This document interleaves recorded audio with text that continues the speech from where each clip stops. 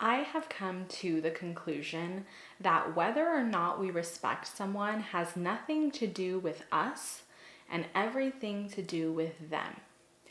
So I have been with people who forced respect, okay?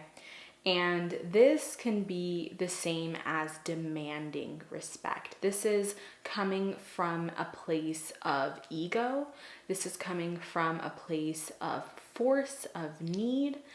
And generally, that is received with rejection. That is received with, not wanting to respect the person. If someone is forcing you to respect them, they're doing it from this dictator sort of place. And nobody wants to respect someone who is forcing them in this corner, right? We want to feel that we are utilizing our free will and actually making the decision to opt in to respect someone. Okay, and you can even see this in different parenting styles. There are parents who demand respect and who force all these rules, and they end up raising kids who lie to them, who don't tell them the truth, who are dishonest about things, and they never really build a solid relationship with their children because their children view them with fear. They kind of feel like they're pawns and that they must respect the parent because it's coming from a place of control. So that's kind of how I would describe someone who is demanding respect. It generally comes from a place of ego, and it's because the individual is quite insecure and doesn't really feel solid about themselves. So they deflect that onto you and say, you better respect me, you better do this, right? But it's because they don't respect themselves. And so these people may use tactics such as physical force for you to respect them. They may use different manipulative tactics in order to get you to respect them. But at the end of the day, you are not respecting them from your genuine will and because you want to and because you admire them, but it's coming out of a place of fear and coming out of a place of need. Okay, so this contrasts completely with someone who commands respect. Someone who commands respect respects themselves, and they don't need anyone else's respect for their own ego.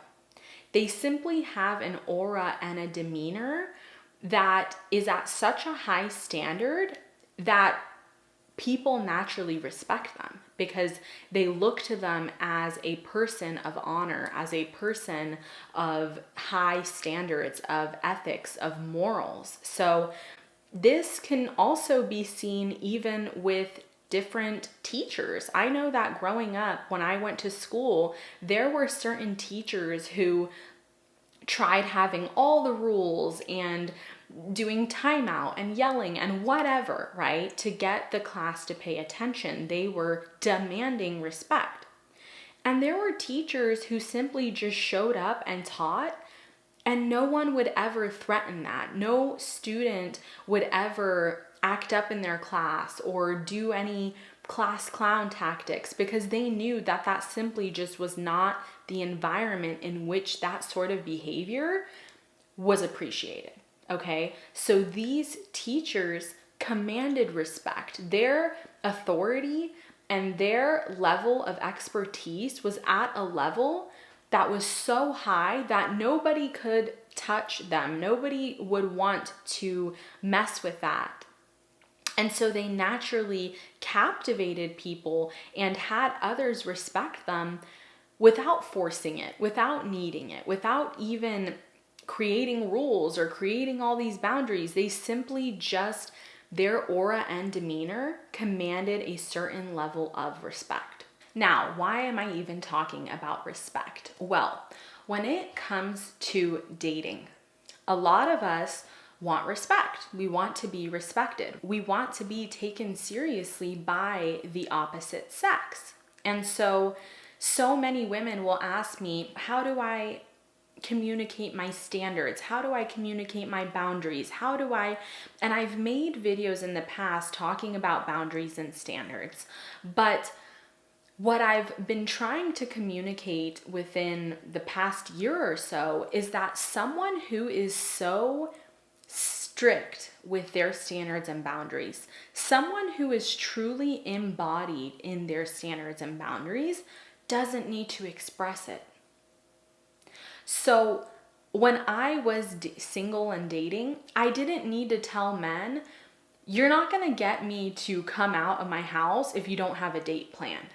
They simply knew that. They simply knew that I was the type of woman who expected a proper date.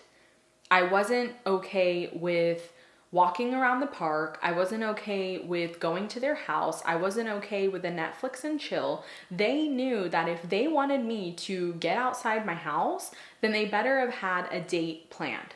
Okay, so an actual time, place, and reservation made. Okay, so that's what I mean by commanding respect. I didn't have to tell them, I didn't have to force them, I didn't have to teach them.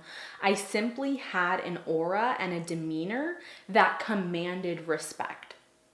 So what I've noticed is that there's women out there who their aura and their demeanor does not command respect.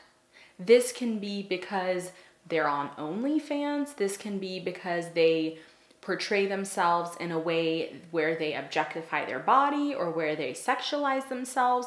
This can be because when they talk to men, they talk with vulgar language or they talk in a way that seems low quality or cheap. So their whole persona is not giving off the vibe of respect, right? You have to respect yourself in order for others to respect you. It's as simple as that. If you do not respect yourself and your body, how do you expect others to do that? And this is the same with men.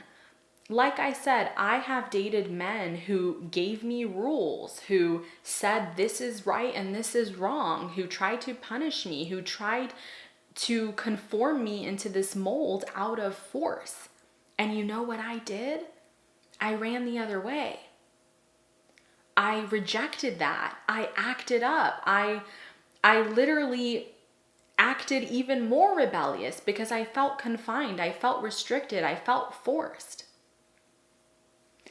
Compare that to my husband now, who's like laissez-faire. He's like, oh yeah, he gives me all the freedom in the world.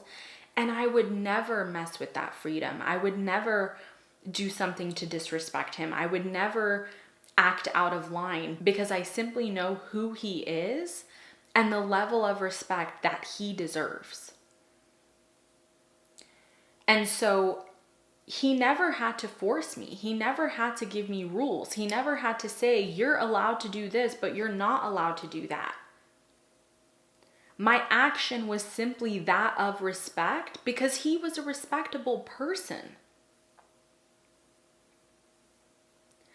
And so if you find that people are disrespecting you or people are not treating you in the way in which you want to be treated, do a little bit of self-inventory and analyze whether or not you respect yourself. Do you take care of yourself? Do you follow the guidelines that you have for yourself? Do you do the things that you say you're going to do? Because if you don't even come through for yourself, if you don't even show up for yourself, how can you expect others to do that for you? How can you expect others to respect you if you don't respect yourself? So there really is something powerful about this energy of commanding respect, because I myself have been someone who I feel like probably when I was a teenager or in college, I demanded respect. I was like, you have to treat me this way. You must do this. You have to blah, blah, blah. And it was because I was not embodied in my self-respect. However, once I got to the place where I was respecting myself, I was upholding my boundaries and standards, I was really embodied in this persona of quality, of grace, of class, then I found that men just started respecting me.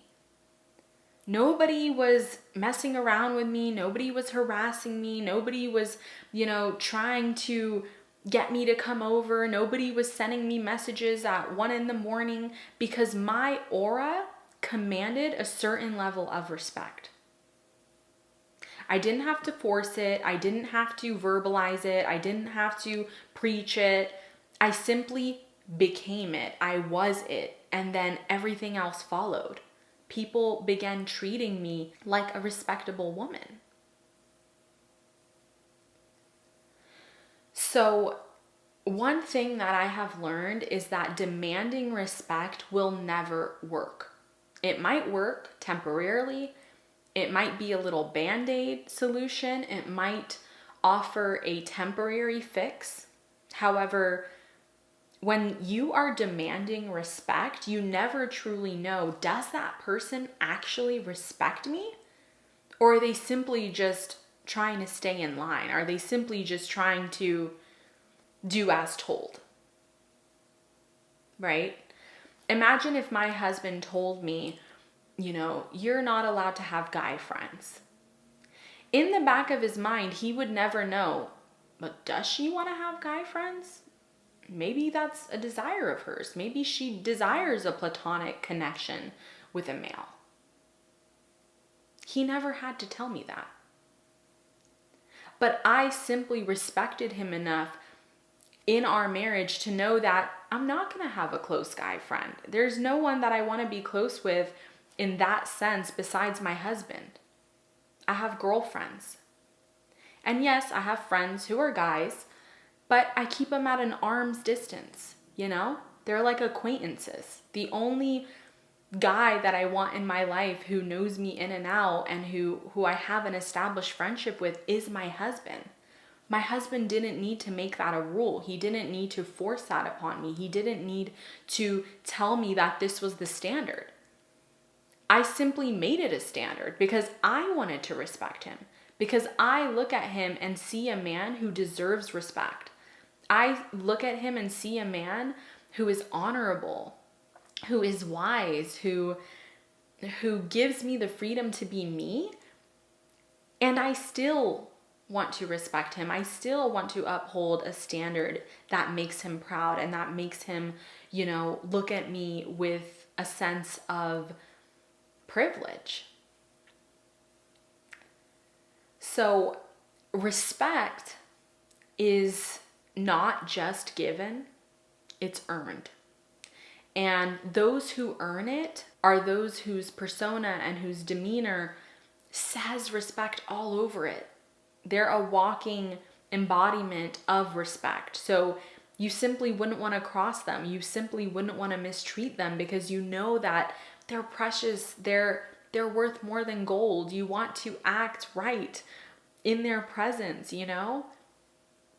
versus someone who is controlling you or possessing you or forcing you to respect them, to act a certain way, to have a certain behavior. That is coming from a place of ego, from a place of need, from a place of force. And it's because respect hasn't been earned in that situation. So that person needs to first work on respecting themselves. And once they do respect themselves, they will be amazed to find that everyone begins respecting them too. So if this video was helpful, make sure to give it a thumbs up. Also subscribe if you haven't already. I'd also like to say that I do have availability for one-on-one coaching, and you can find my calendar down in the description and book me over there. I look forward to working with you guys, and I'm just sending you all my love. Hope you're healthy, hope you're well, and I'll see you all very soon. Bye.